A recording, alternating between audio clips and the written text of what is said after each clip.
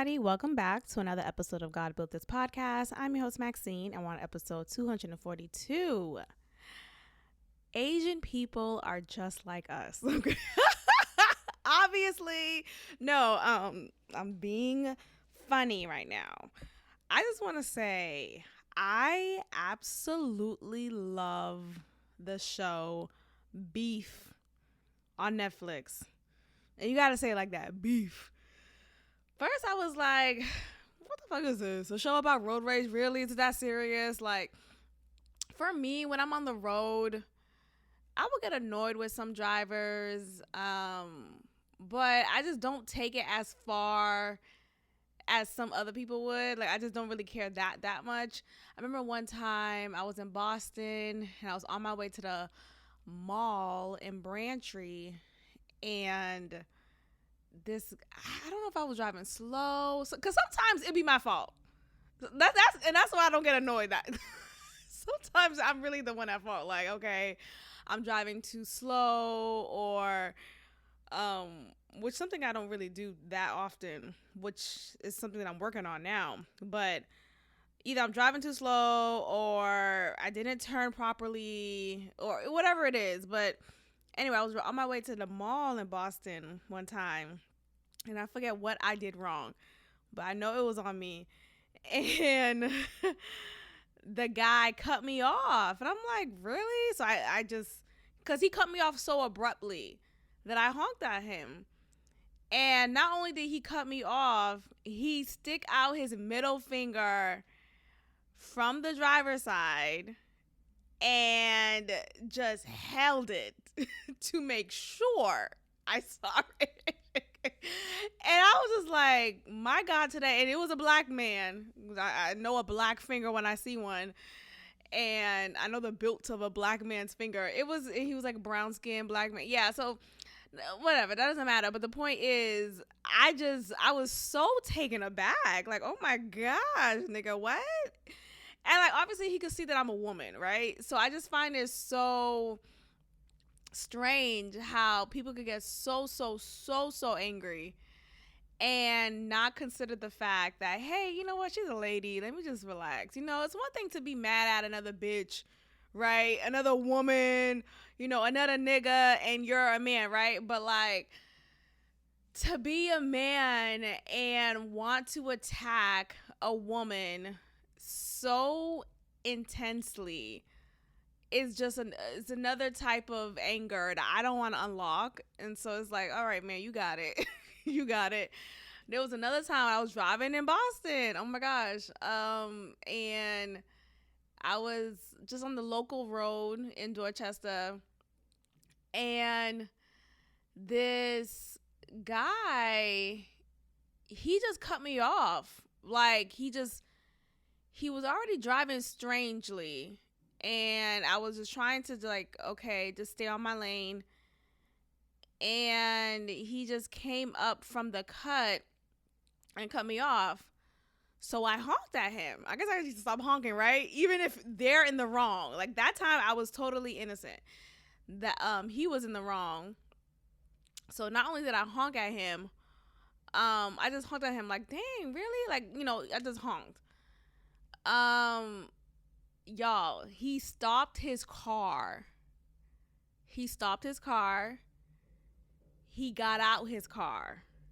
And this is a nigga like a street dude. Skinny.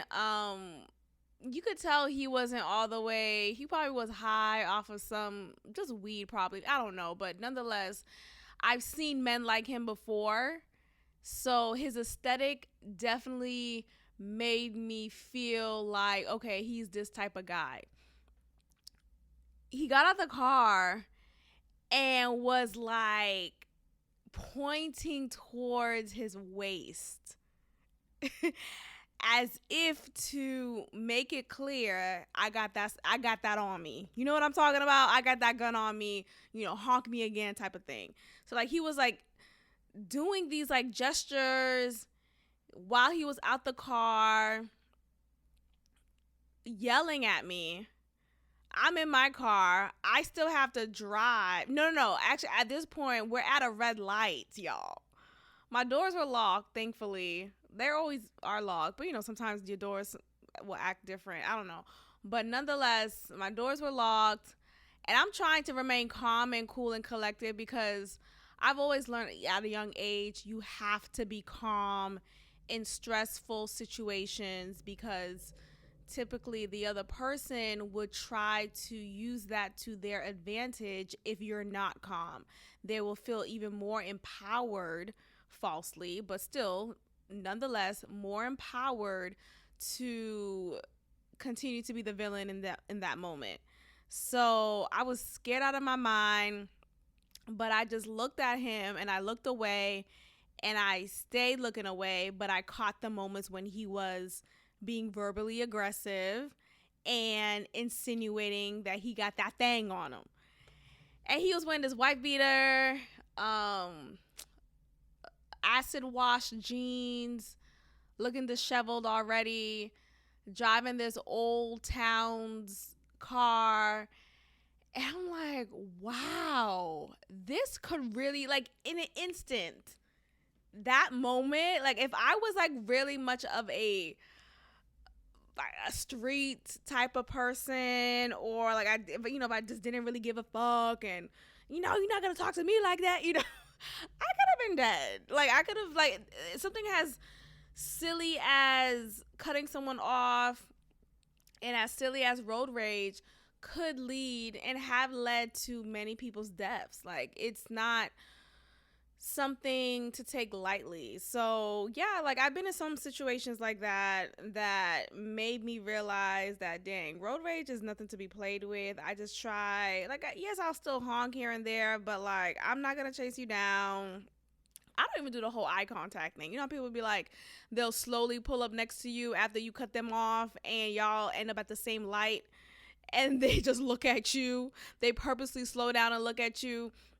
Or if we're at a stop sign and say if you went a little bit earlier, you went at a time when it was supposed to be your turn, everyone has their turn to go.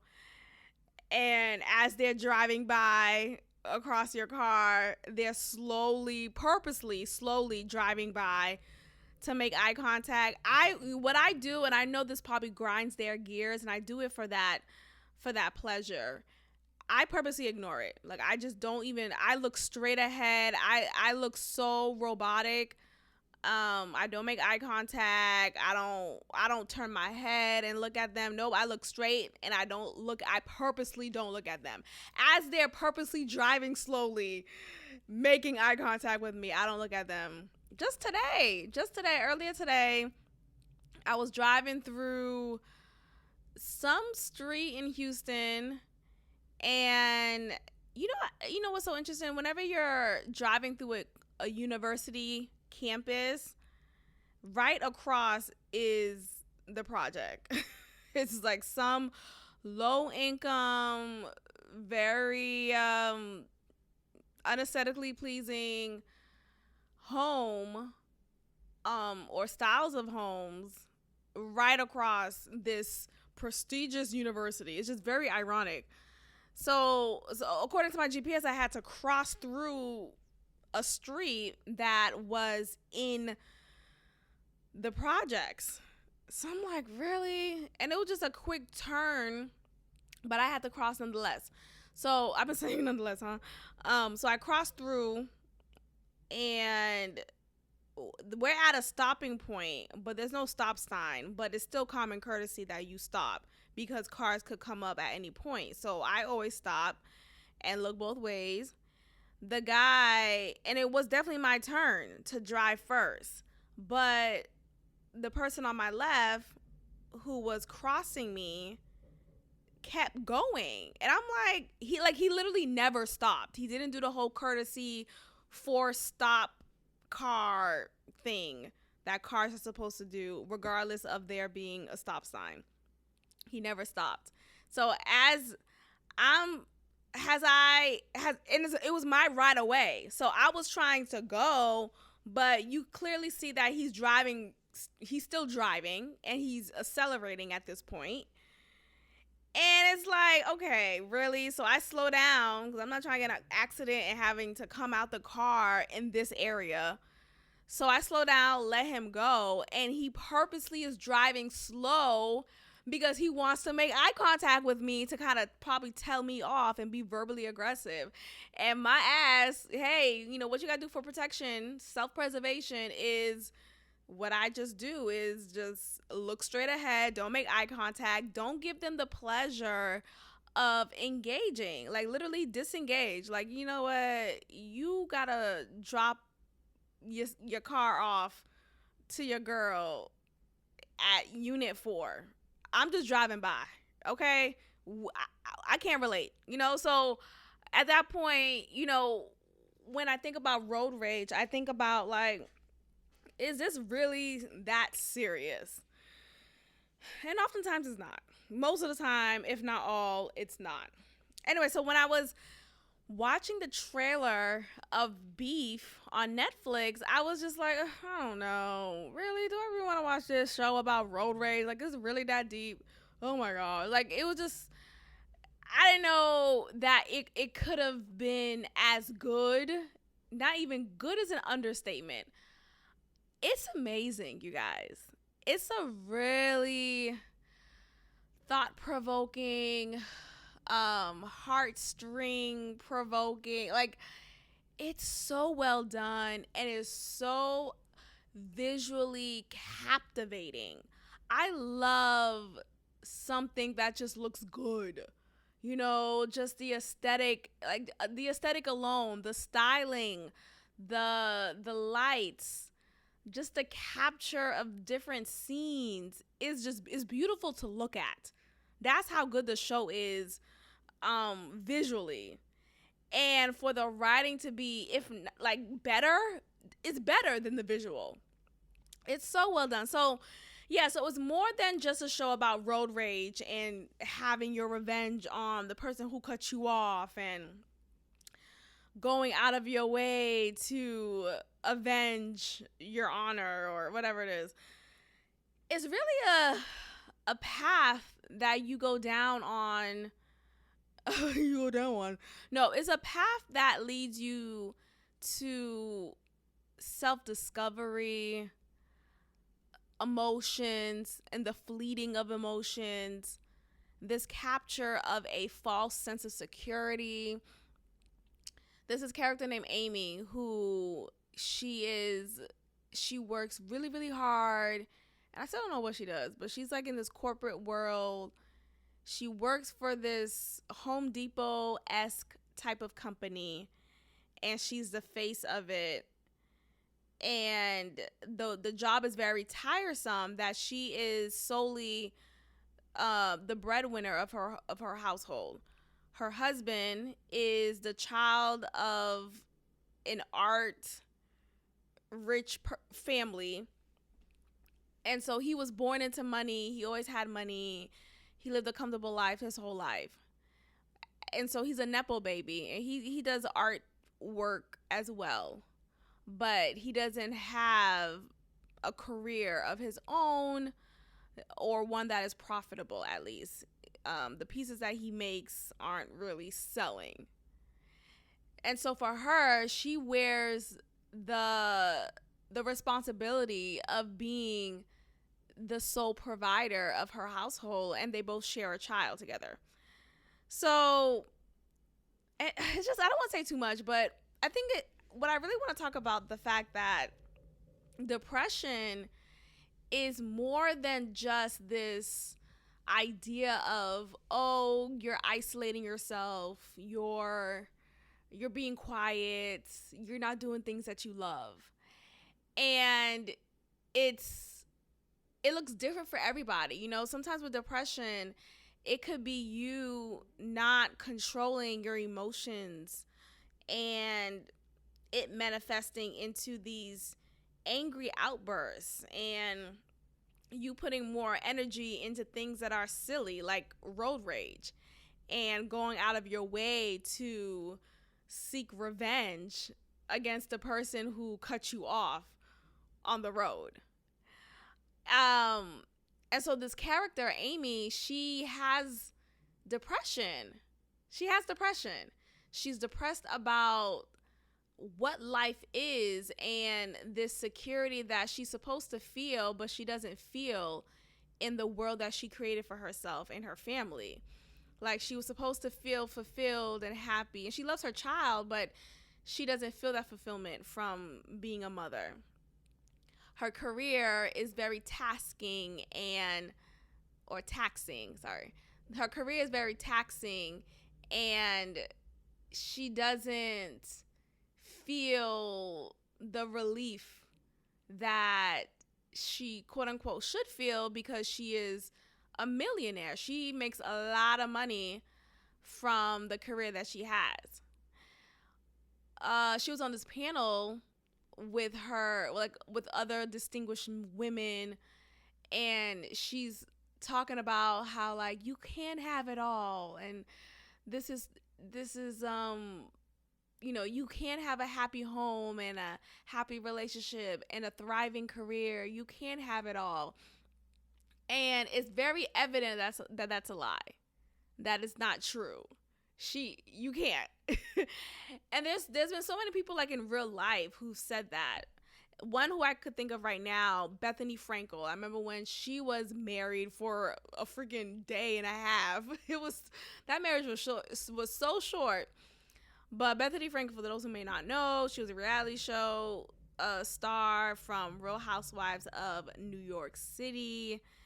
And she started off as the broke housewife, but then became this self-made millionaire with her brand, Skinny something called Skinny Margarita, something like that. And she's making bank.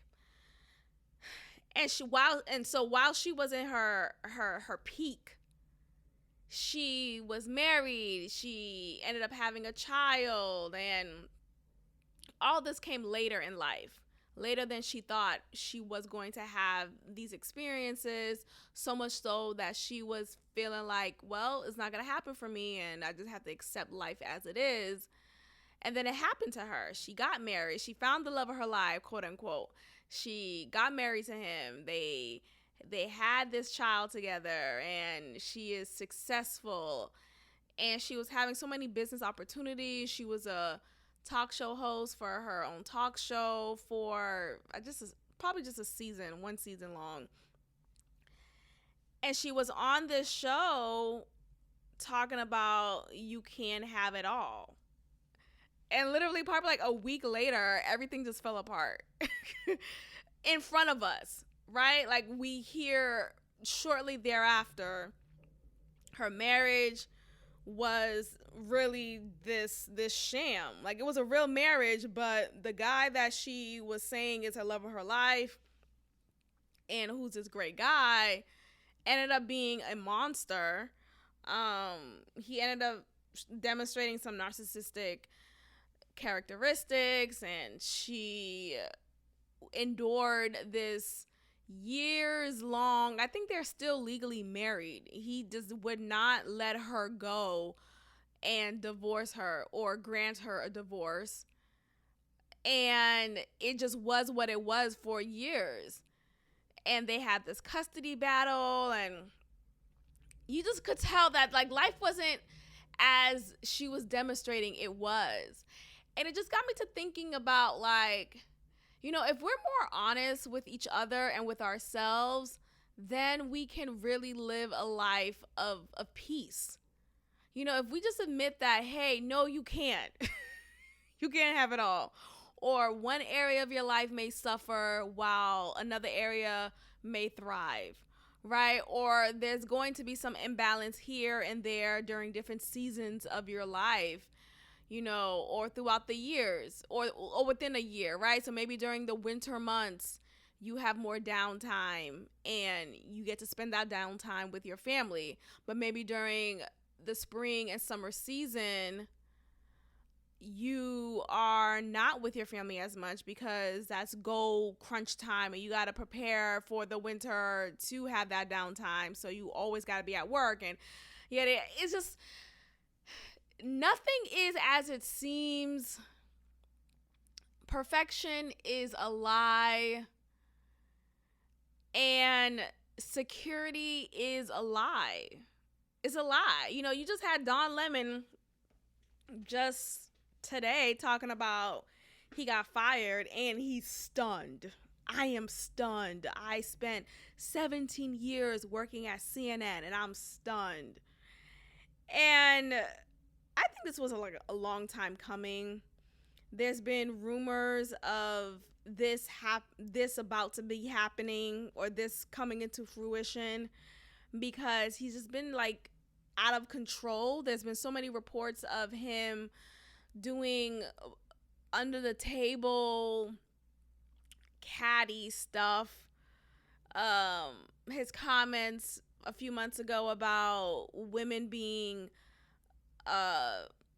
not in their prime, and though scientifically I understand what he means by that, right? Like, and that's just like a touchy subject because I understand, you know, women and not wanting to accept the reality of a biological clock. And yes, there are so many examples, sure, of women who defied biological clocks and was able to have children much later in life, but that's because many times those women have access to those resources. IVF is not free. You know, a lot of people like be on these reality shows talking about, oh, I'm going to freeze my eggs and I'm going to go through IVF and I'm just going to have these embryos sitting in my freezer for whenever I want to pop one in and get pregnant. That is a process that is expensive. Like, that's not something that you just easily have access to for the regular Jane in this society who works a 9-to-5 job making $60,000 a year. The process is expensive and it's not guaranteed. So the money that you spend on the first round may not result into anything. So what I mean by that is you have a lot of these women getting so upset with those conversations and not being your prime.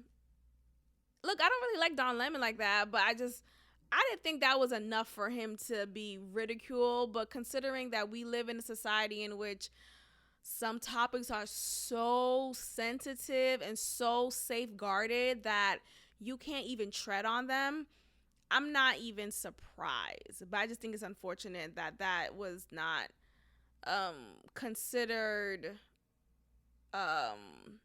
just something to explore. But no, I say that to say he's working this job.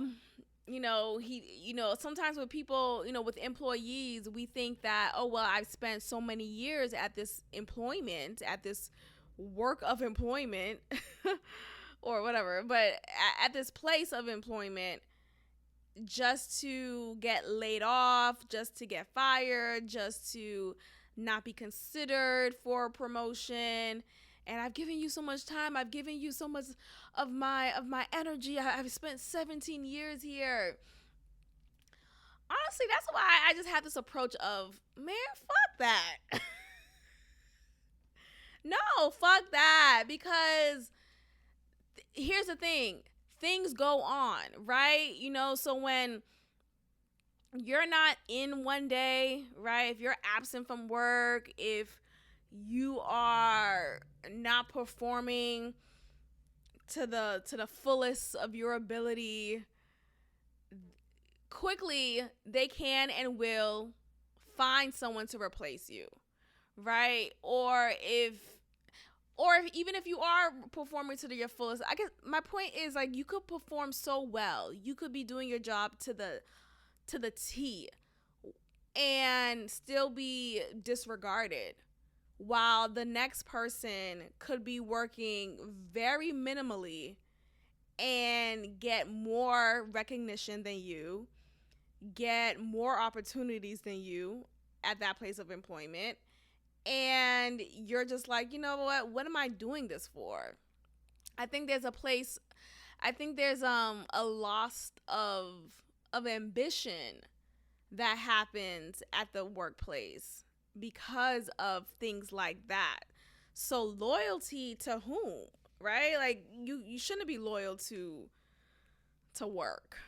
You know, you should be loyal to yourself. You should be loyal to what makes you happy, what can keep you true to yourself and not in compromising situations with your value and with what you're standing on.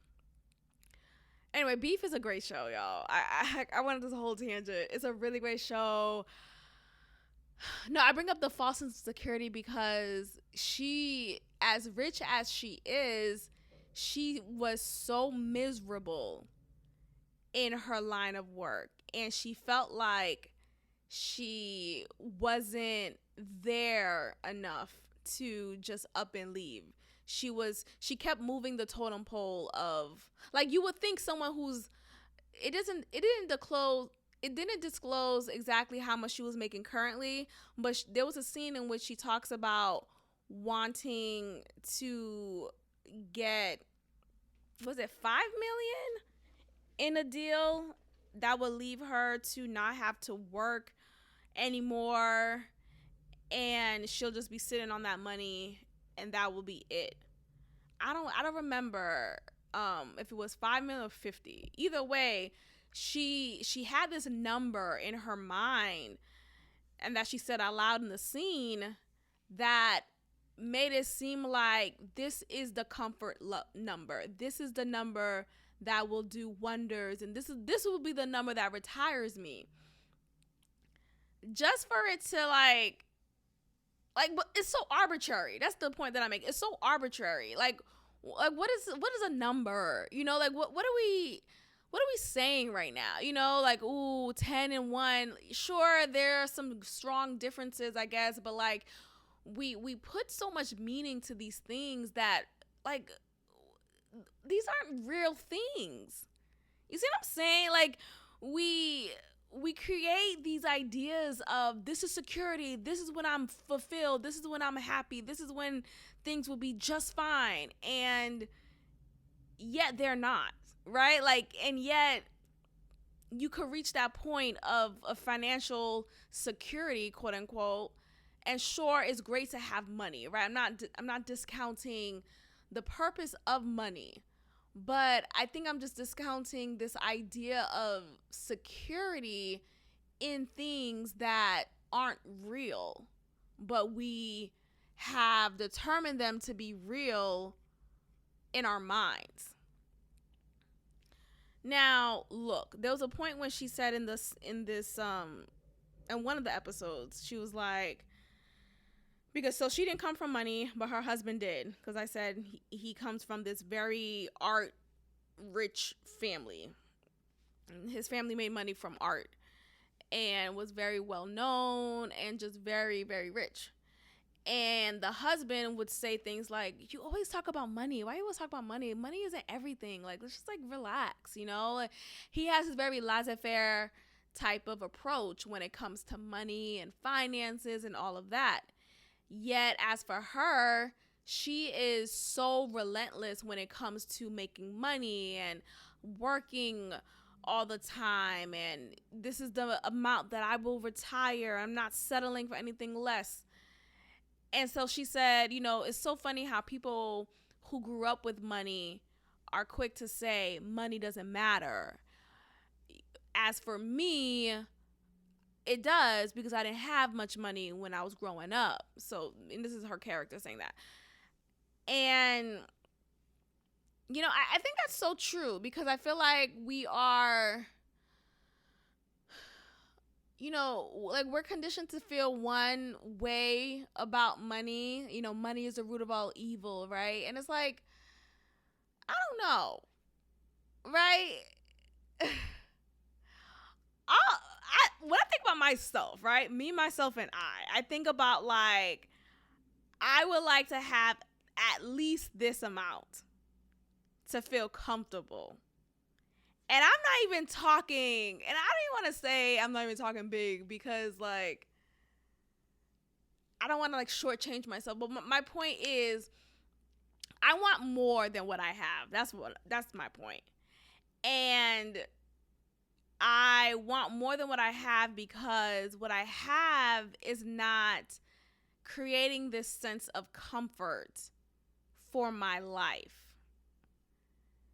So when I think about like, oh, well, money isn't everything, it's like, but yes, it is though, right? I feel like I'm contradicting myself, but it's a lot to unpack here because though on one hand, money, sure, it isn't everything, right? I get that in a philosophical, spiritual, mushroom type of way.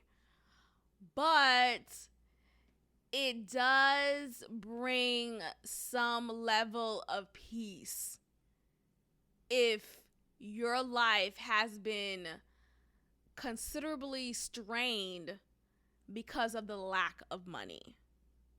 So that's the distinction I want to make, because I think sometimes we're so quick to dismiss how money can solve problems. It can. I know money is the root of all evil, and more money, more problems. All these sayings that we stick to, that we're so loyal to saying, but it's like, shut the fuck up. No, having an extra amount of, let's say, $3,000 just sitting in your checking account is a good feeling and will relieve some stress, right?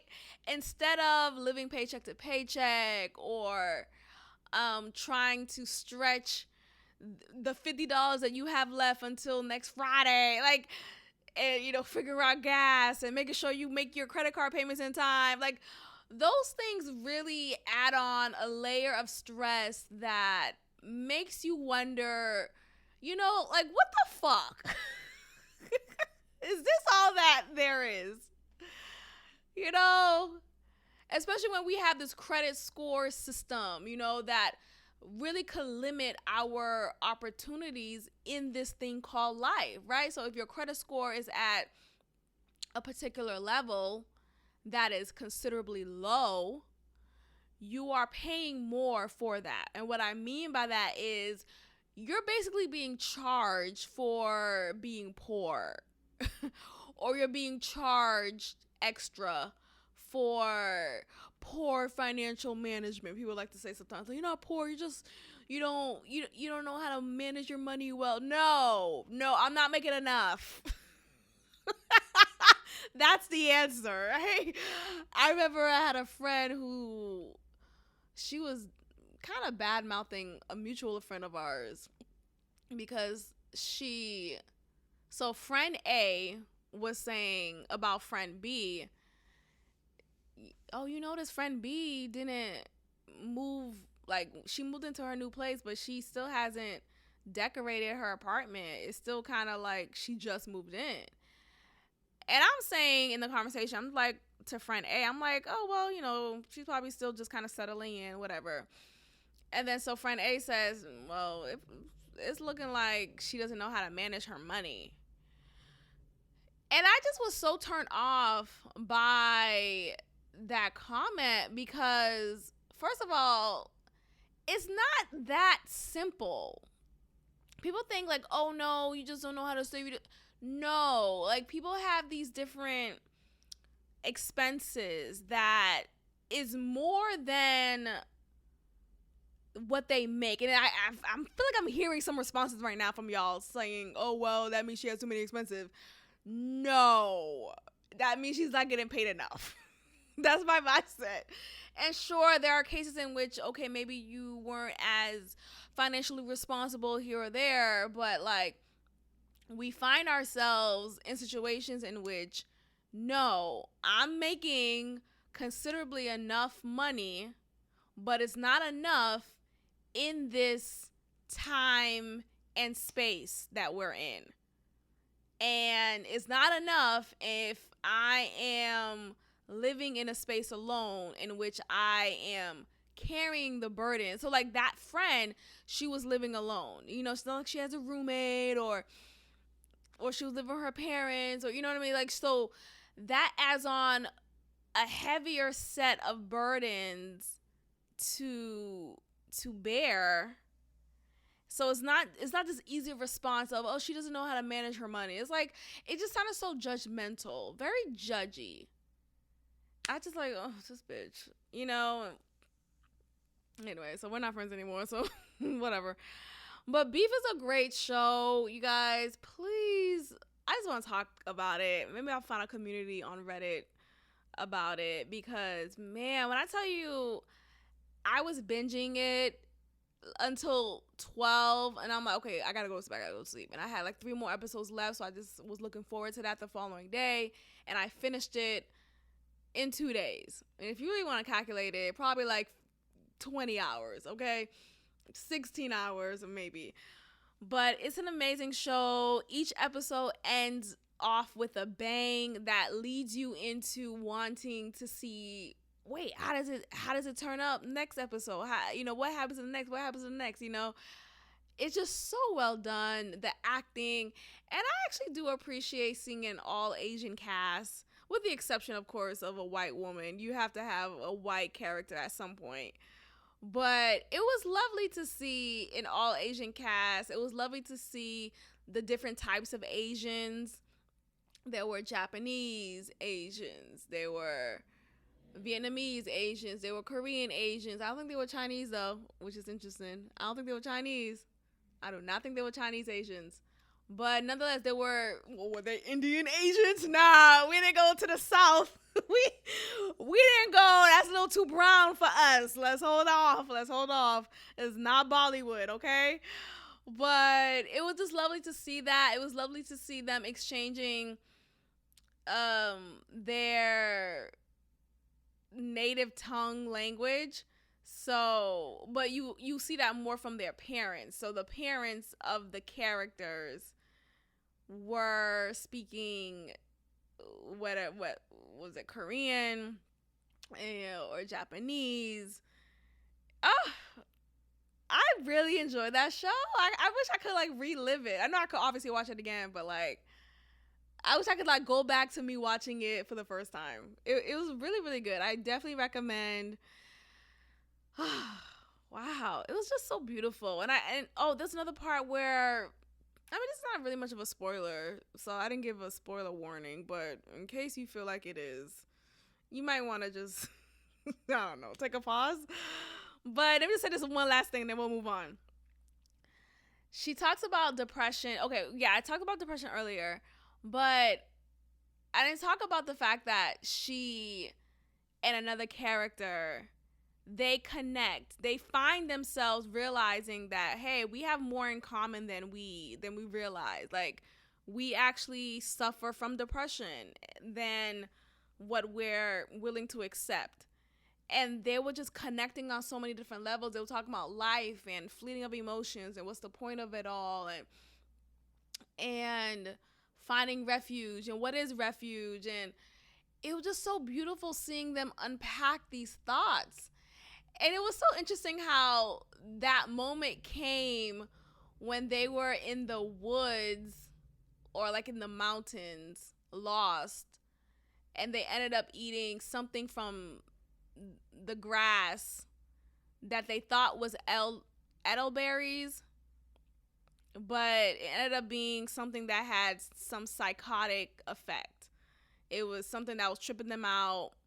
So I wonder what type of fruit it was. I'm gonna look it up. But it was something that was tripping them out, so much so that it made them so open and so cerebral. Like, they were so in their heads that they were out of body at some point with each other. Like, they were just connecting, talking about life, and you could see them having these real conversations anyway prior to them getting to that trippy point. But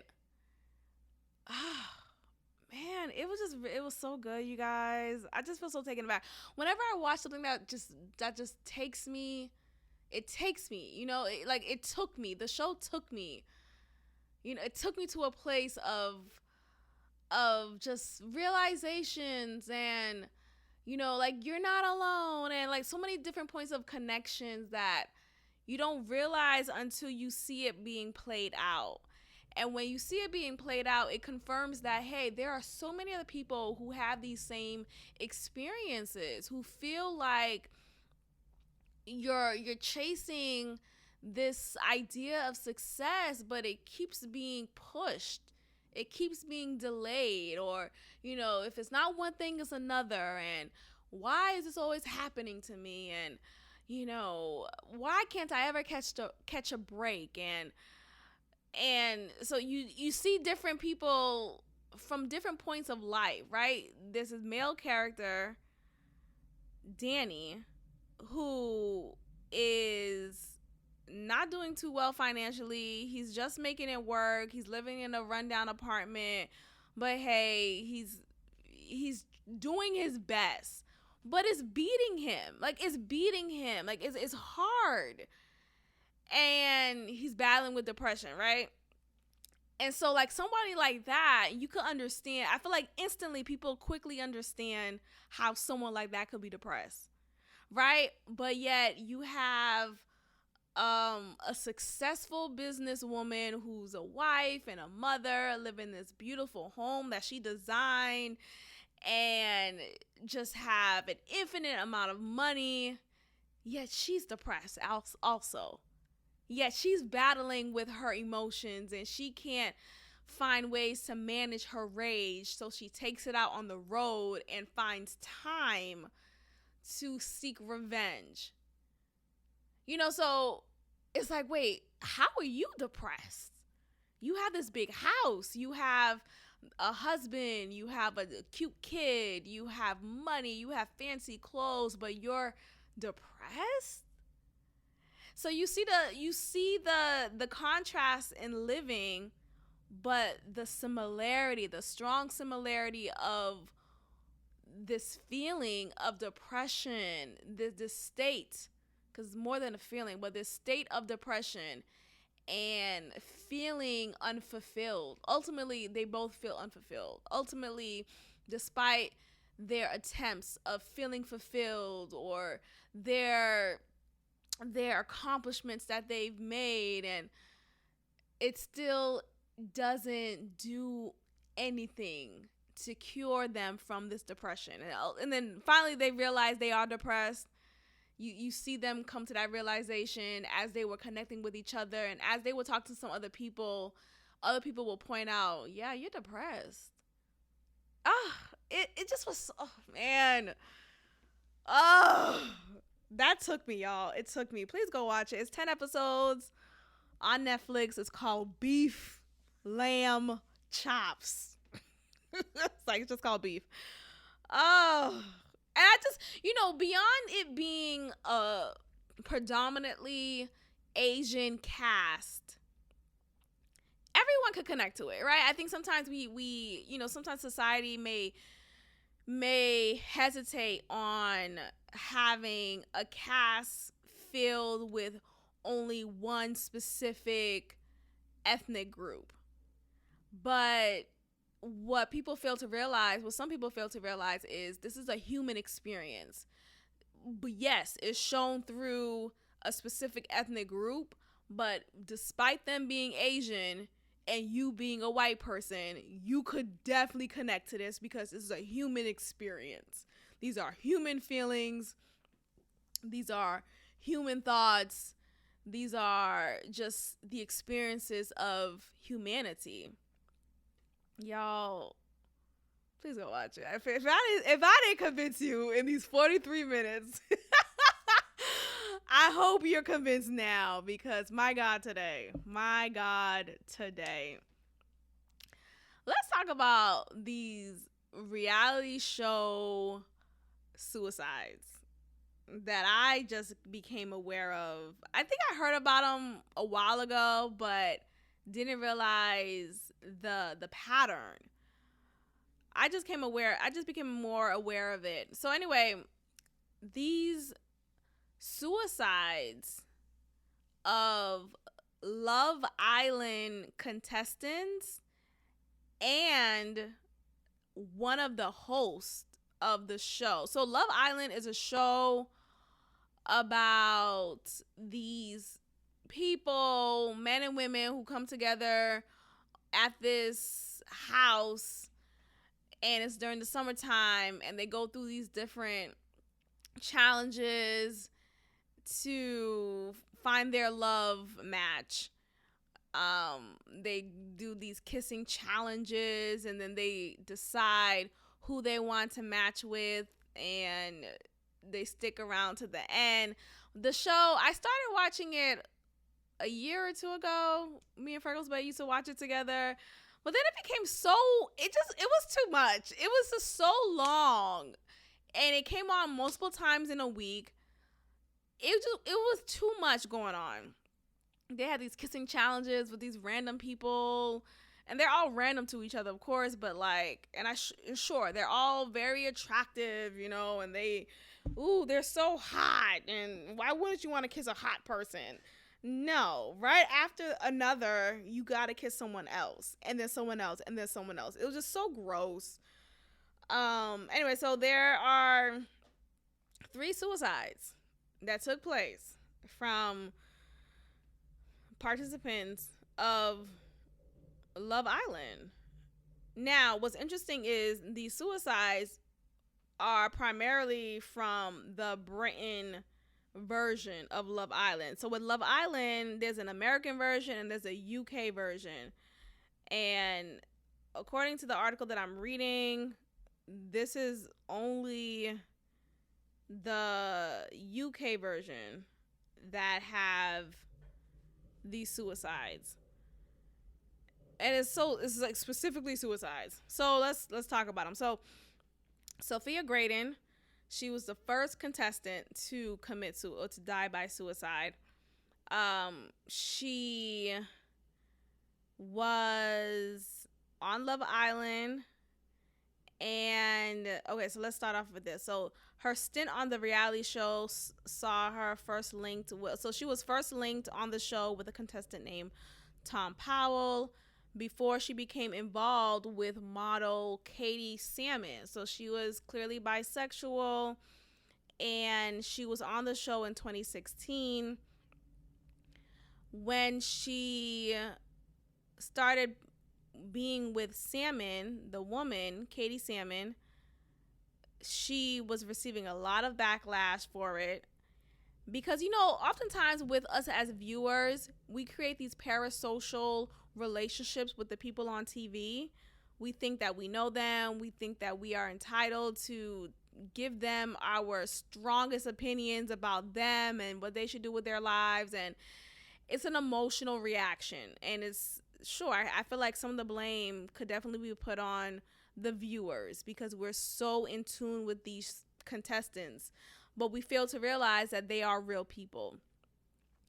So this woman, she talks about the impact of social media and how it was intense for her. She was victimized by cyberbullies and trolls online. She said, quote, "It was horrific. I think when you get so many comments on the scale we did coming out of thousands of followers, sometimes I would look for it. There would be so many negative comments. They are commenting on the way you look, the way you talk. They would come up with an opinion of you on a TV show where they've watched you for 45 minutes. In that same year, Graydon hanged herself at her family home in Ponteland on June 20th. According to an inquest, the 32-year-old took cocaine and alcohol and then killed herself. The situation turned even more tragic when her boyfriend, Aaron Armstrong, so she was with like multiple people, I guess, obviously. So on the show, she was first paired with a man, and then she paired herself with a woman. She got a lot of backlash for that. Since leaving the show, she was victimized online from cyberbullies and trolls online that affected her greatly. So much so that it led to her taking cocaine and alcohol and her hanging herself from her family home. 20 days later, her boyfriend did the same thing. Her boyfriend took his own life. I don't know if he did the same thing by hanging himself, but he took his own life. She said in a exchange of messages with a male friend in the early hours of the day she died, she said, quote, struggling with the world. So that's one example, which is horrible. There's another example of another contestant named Mike Thalassitis, which sounds like a disease. Rest in peace, though. He died by suicide. So less than a year after the woman killed herself, he died after consuming cocaine and alcohol. He hung himself also. So literally in the same event, same way of doing so, in the same manner. That's the word I was looking for. In the same manner, he died by suicide, and he actually left a suicide note. But he did it at a park near his home. Child.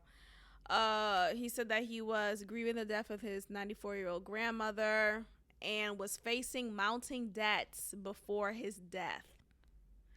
Ooh, 26 with a mounting debts. That's interesting. However, I mean, I guess student loans, right? However, critics went on after the producer of the reality TV show for not being able to take ample care of their contestants. And next we have Caroline Flack, who was the host at the time of Love Island.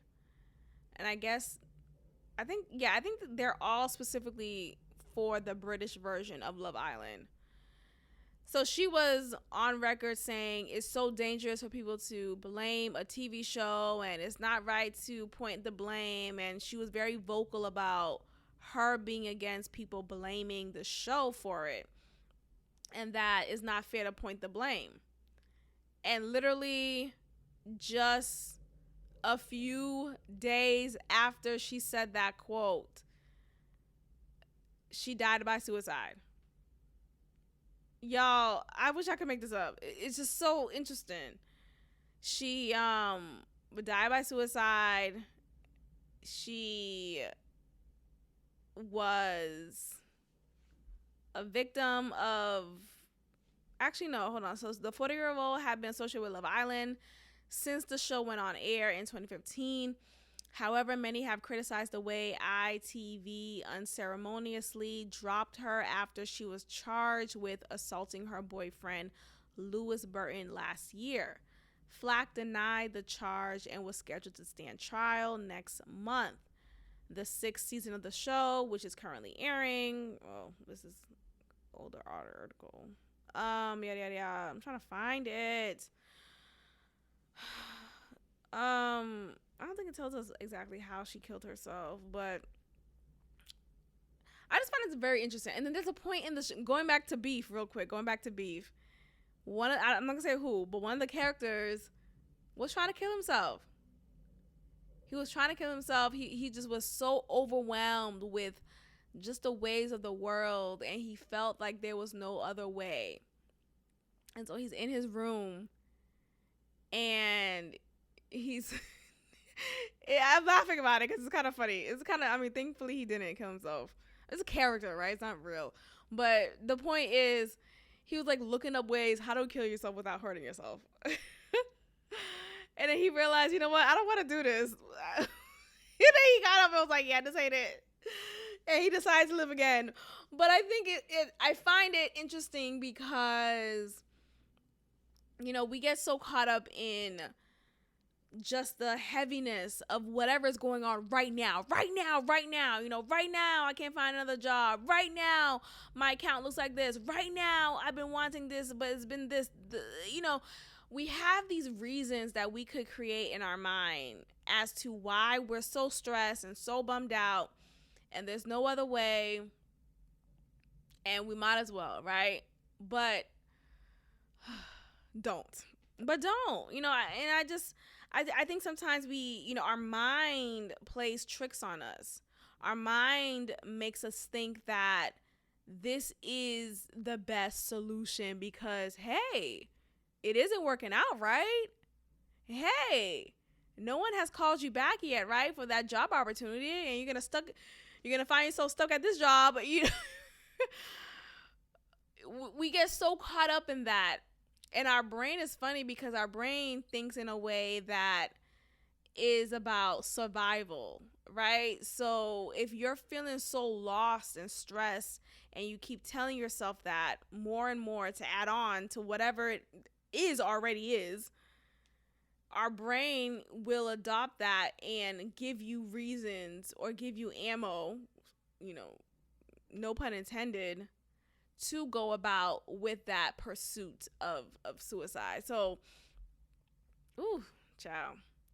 But so that was the Love Island edition. Let's talk about the Love Is Blind edition, though. Okay, so Danielle from season 2 of Love Is Blind. Now I forgot about her. At least I forgot her name.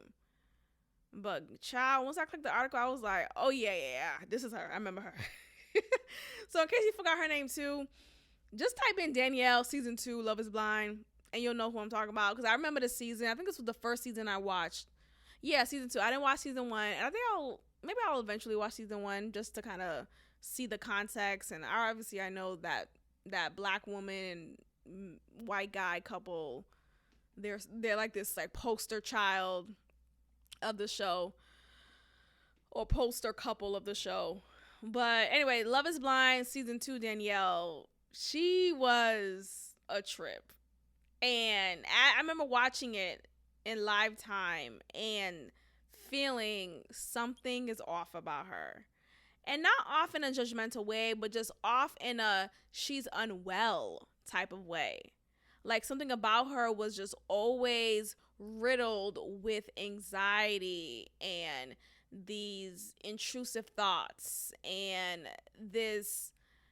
I think people are so quick to say, oh, it's low self-esteem, and it's like, first, I feel like that's offensive too. Like, not everyone who's depressed has low self-esteem.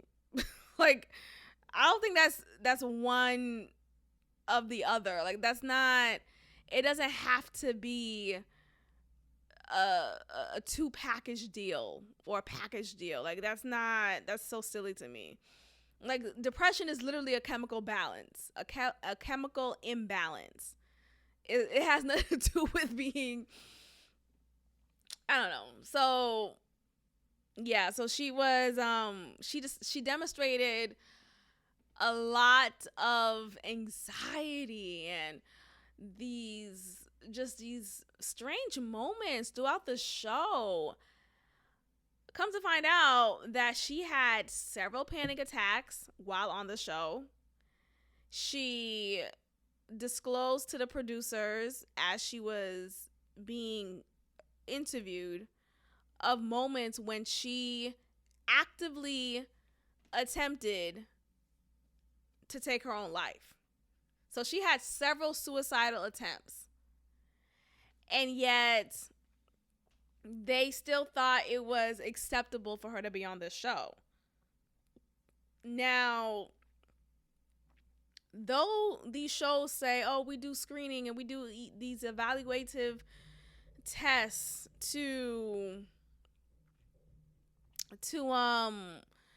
ensure the stability of these people, I feel like that's a lie. Like, it's not true. You have these contestants who are batshit crazy. Like, no, like literally unstable, mentally unwell, unstable, clinically unwell, and have not received the proper treatment and care to navigate life with said illness. And now you have this woman here who was very transparent about previous suicidal attempts at that, multiple at that, and feeling and experiencing heavy panic attacks, severe panic attacks during filming, yet she was not taken care of properly.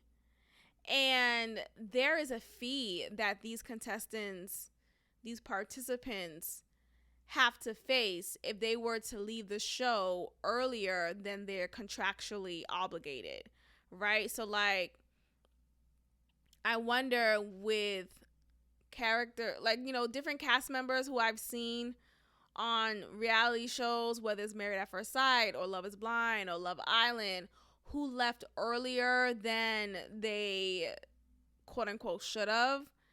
They probably had to pay a cost for that. So Danielle said her last name is Rule, Ruhl. Rule added that she also suffered a severe panic attack during filming, which she said left her hiding in a closet with suicidal thoughts. After sharing that she wanted to stop filming and go home because of the situation, she claimed producers stepped in to convince her to stay, but no therapist was provided to assist. Quote, after filming, I was in such a dark place that it not only impacted Nick, but every single person that cares about me, she said, noting that when she finished filming, she checked herself into an outpatient trauma therapy facility and is, quote, still struggling today, end quote, from her experience on the show. Now, you have to understand with Love is Blind, it's a psychological game because they are in these pods. They don't see the other person that they're speaking to. They only hear their voice.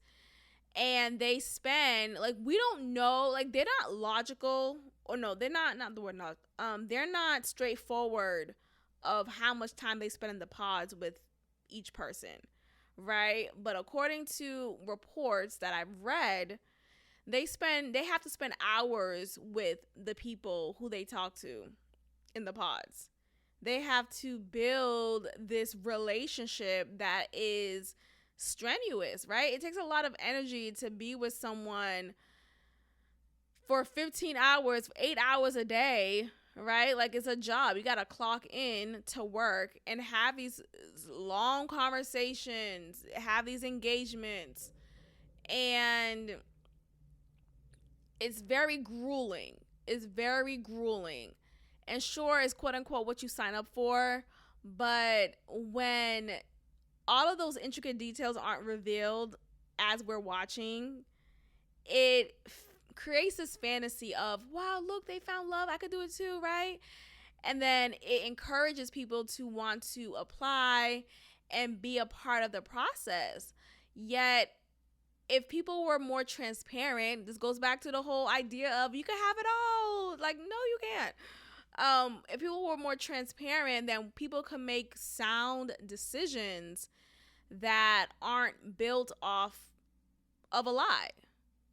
So, yeah, I just think it's the psychological warfare that she experienced, that many of the participants experience, especially if you're already mentally unwell, and it's unfair. And then also I've heard that, they live in these, like, okay, the way that we see the show, right, they're in this aesthetically pleasing home, and the kitchen is so modernized, and look at this nice comfy couch, but they're in bunk beds.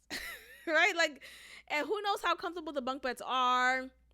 We see them always in blankets. That's because the heat isn't on half of the time, according to a report that I read. That's because they're not doing well. And I wonder, how often do they get to eat? Are they only cooking for themselves? Or is there catering given to them? It's just, I feel like it's a trap. I would not be able to do any of those things. And even like watching Big Brother. I used to watch Big Brother a lot, consistently, consecutively. Every season I watched it for years growing up. And I haven't watched it in, I haven't, the last season, I didn't watch the last season or the season before that. The last season I remember watching was when that black guy won, and it was the first black winner of Big Brother, and that was a pretty cool season. But when I think about Big Brother, you have contestants going through these grueling activities and challenges and creating alliances with each other, and don't know who's your friend and who's not your friend, who's talking about you, who's not talking about you. And there's some weeks or days that you have to experience the bad room. And by bad I mean like, oh, the room with the uncomfortable cots to live in, or the room, or the group if you're a part of the group who got the lowest score on something, that means you only eat slop for that week. And slop could be like whatever, like any nasty thing that you have to eat. And I don't know if this is only for us to see, but I feel like it's really legitimately nasty things for them to eat, regardless if we see it or not, regardless of what they show on the main camera. But anyways, you have all these shows that's the cost that you have to pay. Unfortunately, you are being exploited. Your misery, the anxiety attacks, the panic attacks, the depressive outbursts, the angry outbursts, the love making, the false perception of you, right? Maybe you had a great connection with one person, but you realize you have a greater connection with someone else, and you pursue that other connection. Yet the viewers who have this parasocial relationship with you are so upset with you deciding to move on to someone new that they're sending you hate mail, they're making you feel unsafe. And that's just the bullet that you have to take as a reality star. Like, you are subjected to people's reviews. As much of a flack that we all gave Jackie from Love is Blind this last season, there is a lot of angst that she probably experienced just being on the show and deciding to do what was best for her. Now, I don't want to look, I'm not condoning her. I did not like how she behaved and acted at all in and outside of the show. But again, there is this limit that is consistently crossed as viewers of reality shows, thinking that we are within our rights to go out of our way to spew hate and dangerous rhetoric towards real people who we don't know personally, and thinking that it's okay, right? And then we have these reviews, right? Like we talk about on podcasts, we talk about it on these YouTube videos, and that's literally the currency, the new wave of currency that is what it is currently. And it's just, I don't know, it's the way of the world. I just think ultimately, if you're going to be on these shows, like, it's not and it should be, right? It should be the responsibility of producers to want to protect the stars, the cast of the show, but ultimately their job is to make sure they have a job, right? Their job is to make sure there's another season so that they get paid. And what guarantees another season is people who are disruptive, people who are dramatic, people who will give you a show, and who are genuinely like that. Because as viewers, we could tell when someone's faking it, and we could tell when someone's, oh no, this person's batshit crazy, right? So if they happen to find someone who has had, unfortunately, experiences of suicidal attempts, oh, perfect, this is a great contestant. This person's gonna give us drama. This person's going to give us real moments, real raw, uncut moments. And it's like, sure, on one respect, you could have many people who could connect with her and could show her some support, but that may still feel, but on the other hand, that person is going through a psychological warfare, and we're just watching her unravel for our entertainment. I guess that's just how this world is, right? Like, if you go back to the days of slavery, you had many black women and black men in positions in which they were seen as the show. They had to perform, or they had to stand and be ridiculed, and that was the white person's form of entertainment, right? So like you had black men having to fight each other, this bucking event for the pleasure of the white slave masters to see them and put their bet on them. Like, oh, I got my money on this nigga, I got my money on that nigga, right? And so while the two black men are fighting for their lives and having to subject themselves to this degrading event, they are experiencing more just examples of what mental trauma looks like, yet having no choice but to still go about and do it because they're enslaved, right? And this is the entertainment, this is the joy of the white slave master and other white people in that area. Anyway, that was the episode. Good talk. Thank you so much for listening. Again, please go watch Beef on Netflix and let's talk about it. Make sure you are subscribed to our YouTube channel. Just type in God Built This podcast and you'll see the channel. Just click subscribe and click the notification bell for notifications of new videos. If you like this content, please consider becoming a patron at patreon.com/GodBuiltThis, in which you will have access to exclusive episodes of this show. And that is all, Paul. Thank you so much for listening, and I will check in with you all next time. Peace. Thank you for tuning in to another episode of God Built This podcast with your host, Maxine. If you liked it, leave a review, share, and subscribe. God bless.